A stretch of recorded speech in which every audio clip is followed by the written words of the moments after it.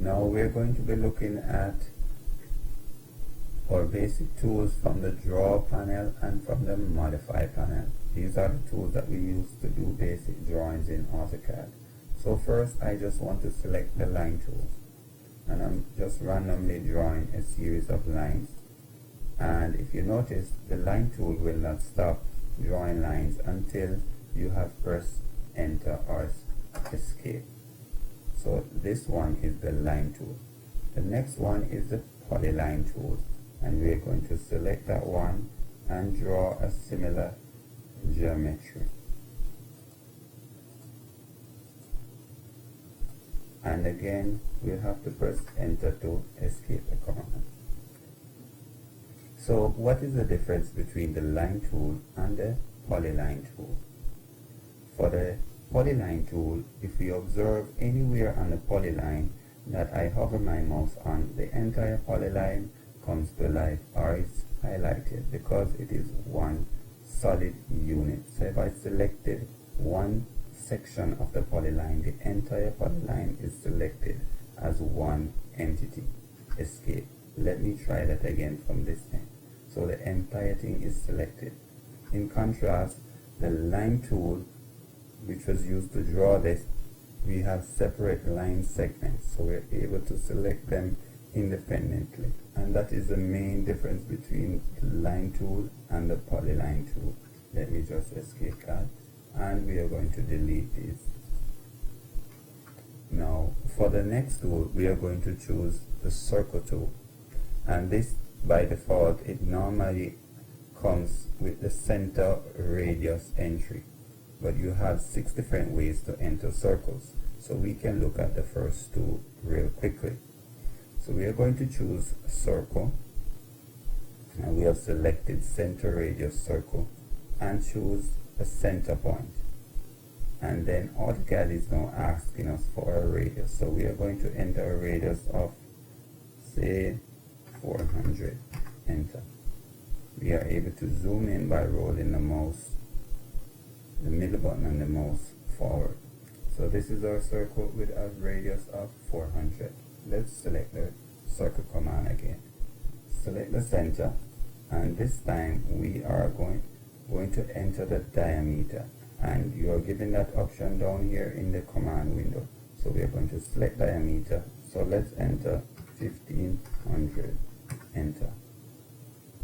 So we can palm and zoom, and these are our two circles. If we wanted more options, I could just demonstrate another one. So let's look at the third one, 2-point circles. So what this is doing is giving us a circle from 2 points. So if I wanted a circle from this point to this point, I am able to draw a circle in between that area, and thus the other circles would have been similar in terms of their use, what you want them to use for, where would you like to put these circles, right? So we have a 3-point circle and other forms of entering circle. So we are now going to use the arc command, and just as circle, we have numerous types of arcs that we can enter based on the orientation of our drawing and what we aim to accomplish. Let's look at this first one, the 3-point arc. So we need a start point, a middle point, and an end point for this arc. We are going to go to the arc again, drop down arrow, and we are going to select another arc. Let us look at start, end, direction. So we are going to select that one, select our start point, our end point, and the direction we intend to draw this arc. I'm going to go once again to the arc command, and we are going to select center, start, end. For persons who would use a traditional technical drawing compass, they'll appreciate this one. You enter your center point, you enter your radius, and then the part you want to start, and all you have to do is scribe in an anti-clockwise direction. I could also hold on the control key and scribe in a clockwise direction for my arc. Releasing the control key, you will scribe in the anti-clockwise direction, and this is the way that AutoCAD automatically reads these commands. And select there. We are now going to just erase these and move to the next command. So we want to look at rectangle, and it's located up here. We're going to select that and just click opposite corners or the diagonal of your rectangle. That's how easy it is to draw a rectangle. Of course, this one is not drawn to a particular measurement, but we could do that by selecting rectangle and then specifying one corner and turning on dynamic input, which is located down here. When it's blue, it's on. We could also use the shortcut key F12. In this option, we are going to press our start point, and then we'll put in the distance of the length. I'm going to use 2000 units, and then press the tab key. We move over to the width. I'm going to use 1000 units and press enter. So in this case, AutoCAD has created a rectangle with the length of 2000 and the width of 1000. So it's to a precise measurement. I am going to quickly just look at the drop down for the rectangle where we have polygons. We have two ways to enter polygon: inscribed circle or circumscribed circle. The one on the left is our circumscribed circle. So the circle is drawn around the vertices, the outside vertices of our polygon. And for the inscribed circle, the radius of the circle is touching the faces of the polygon. So we are going to choose polygon, and real quickly it asks us for this number of sides. Comes at 4, so we are able to enter a 5-sided polygon, which is a pentagon. Press enter, and then we'll be able to enter our location for the center, and we are going to be using an inscribed circle, so we'll just press enter. So we are asked to indicate the radius in this case, so you can just freely select the radius, or you can type in your radius. We could choose polygon again and change the sides, this time to a 7-sided figure, which is an hexagon. Similarly, we are asked if it's an inscribed or circumscribed circle, and we are just going to enter right here. So this is a quick way to draw polygons in AutoCAD. The very next tool is our ellipse. And for persons who are not familiar with ellipse, it's basically an oval shape. So we have two ways to draw ellipse here and an elliptical arc. I'm just going to look at the first one right here, where we are asked to enter half the distance on the major axis and half the distance on the minor axis from the center. So I'm just going to select my center and select half the distance on my major axis and half the distance on my minor axis. So depending on how you want your ellipse to look, you would enter your distance. The very next tool is the hatch tool, and we have a lot of options to hatch. It's basically to fill an area. We're going to select the hatch tool, and we have a lot of options, as I said, but we are going to stick to the solid hatch for now. The color right here is green, so if you want to change it, we could click on the color and we see an array of colors here. We are also able to choose more colors by selecting this option here. So say I want it blue. All you have to do, you press OK and hover over an enclosed space. So any space that is enclosed, once we select, then that area will be filled with the hatch. And of course we could modify that hatch.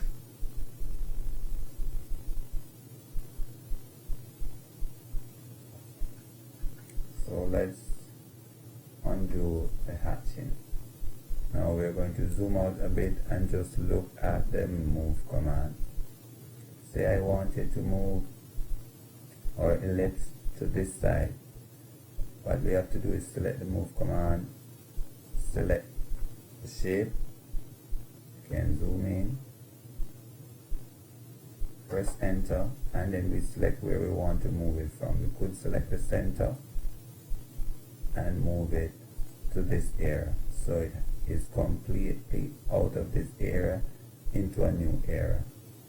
The next one is the copy command, and it's this one right here. It's similar to the move command, but in this case we create multiple copies leaving the original.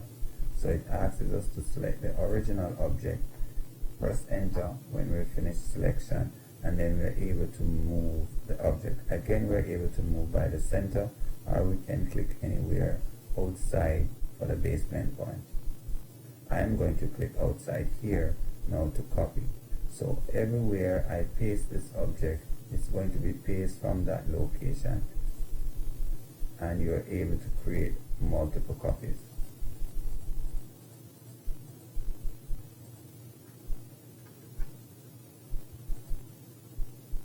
Let's just delete these.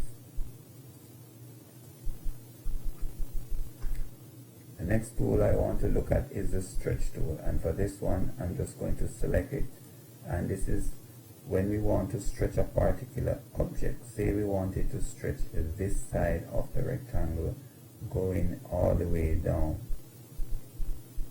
We use a crosshair, select over the area that completely over the area that will not be stretched, and allow the crosshair window to touch the areas that you want to stretch. In this case is this line and this line, so I'm going to select here, press enter, and then where I want to stretch from, and pull in the direction I choose to stretch. So the line, this vertical line, is no longer here, but the object has been stretched to this point. You're able to enter a distance by which you want to stretch the object also. So let's repeat the stretch command.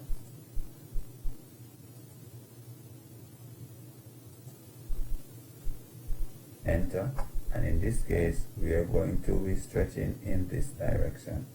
So I'm just going to click here, pull in a direction, and we are able to enter a distance. Say I wanted to stretch it 800 units, enter. Let me just delete some of these geometry that we don't need. We could look at the scale option next. So I am going to select scale, and basically what this is used for is to change the scale of the object that we have, whether we want to increase it or we want to decrease the scale of the object.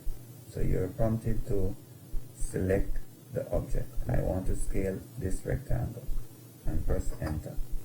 Now where I want to scale it from, I'm going to choose this corner right here, and then enter. I want half of this distance, so I'm going to enter 0.5, enter. If I enter 2, it's going to be scaled twice the original size. So let's try that again. Scale, select objects, and press enter. Basement point of your object, and I'm going to select 2. In this case it will be scaled twice the size. So we are going to be looking at the rotate command. So we select rotate, select the object we want to rotate, then we are able to press enter. Select the section or the point you want to rotate from. I'm going to choose here, and then you're able to select your rotation angle, or you can freely rotate. We are going to rotate this to an angle of 90 degrees. So let's select the rotate command again. Rotate, select objects, press enter, and then we are going to rotate from this point, and this time we are going to put in an angle value. So I am going to put in 90 degrees, meaning that AutoCAD will rotate this object 90 degrees to the anti-clockwise direction. So 90, enter, and now our rectangle is rotated. The mirror command is next, and this one creates copies of the same object with a mirror line of reference. So let me draw a line, in this case, to mirror this object. Select the mirror command, select the object I want to mirror, press enter, and then I'll select the 2 points of mirror. You are able to mirror the object at different angles. But in this example, we want a vertical mirror. Press enter. We can try the mirror command once more down here. So we are going to select mirror, zoom in, and this time we won't be using a visible line for the mirror. So I'm going to select these objects as our objects we want to mirror. Press enter, and we are just going to choose a horizontal reference line. And if we zoom out, we'll see the mirror taking place there. So we are able to mirror at different angles. So we could mirror on this side, or we could mirror on that side. Press enter. Once more, mirror command, select the objects we want to mirror, press enter, and select our mirror point. Press enter. So the mirror line here is creating a mirrored effect of the same object or objects from that line. So let's just delete these. I want to look at the trim command next, so I'm just going to draw a series of lines for us to appreciate the trim command.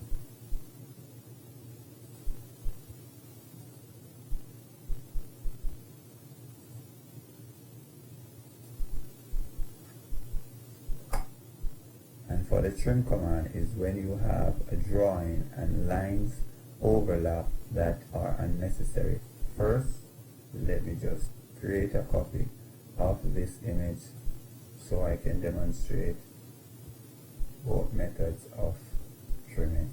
In the first example, we are going to select the trim command, and then we'll select the boundaries that we want to trim between, which are these two. So we want to get rid of this section of the line in between these two boundaries that we have selected.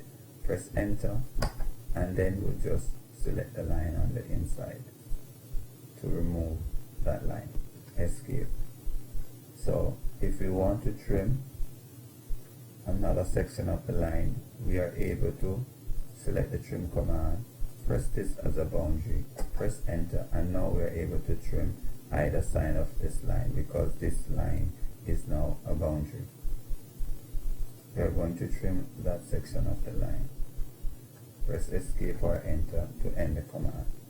The other method of trimming is to select trim and then press enter. In this case, when we select trim and press enter, we're able to do multiple trims at the same time or at one activation of the command. So we want to trim this section. So this line, any boundary or edge that touches the line that we want to trim will become a trimming boundary. So if we select here, between the other two boundaries of this line will become boundaries for the trim. We could select over here, inside here, on this side, any side of the line that has a boundary is going to become an edge. So we could select this line. That's a line that has no overlapping edge, and thus we see the cursor being highlighted like that. So this is the trim tool. Another tool that is used is the erase tool up here, and we can just select the erase tool and select a number of objects or individual objects to erase. We erase, press enter. We activate the erase tool. We could select everything and press enter. I want to look at the fillet tool, and for that I'll quickly draw a rectangle. Now, fillet tool is designed to get round edges where you have sharp corners. So I'm just going to select fillet, and in this case we need a radius. I'm going to enter a radius of 500. Enter. All we have to do now is select both lines that meet and If we zoom in, we'll see that fillet of 300. Let's just zoom out and repeat the fillet command. Select radius, and let's type in a bigger radius, 1500, enter. And I'm going to select the opposite corners this time. We can see the fillet of that side now. It's much clearer. We're going to move to the next command, which is our offset command. Offset command is located right here. So I'm going to select offset, and this gives us equal distance from an object. So it's asking us for the offset distance. I'm going to enter an offset distance of 700 units. Select the object for offset and select the side we want to offset that object, whether it's on the inside or the outside of the object, or in the case of a line, it would be on the left side or the right side of the object. So let's draw a line and demonstrate the offset tool. Let's repeat offset, and we'll use the same distance of 700. So we'll press enter, select the line, and select the side of the line that we choose to offset. Now, as you can see, we're able to do multiple offsets. So if we should choose a line again and choose the side, it will continue to offset at the same distance. In the case of the explode tool, which is located below the erase tool, it's basically in between offset and erase, this one right here. When we have a solid object like this, we're able to explode it. So we are going to choose explode, and to get it into sections, we select the object and press enter. So now if you select, you will get independent units on the same object. Even the arcs you have to select independently. So that is the use of the explode tool. We are going to see how we can use these tools that we have learned about just to make a simple drawing.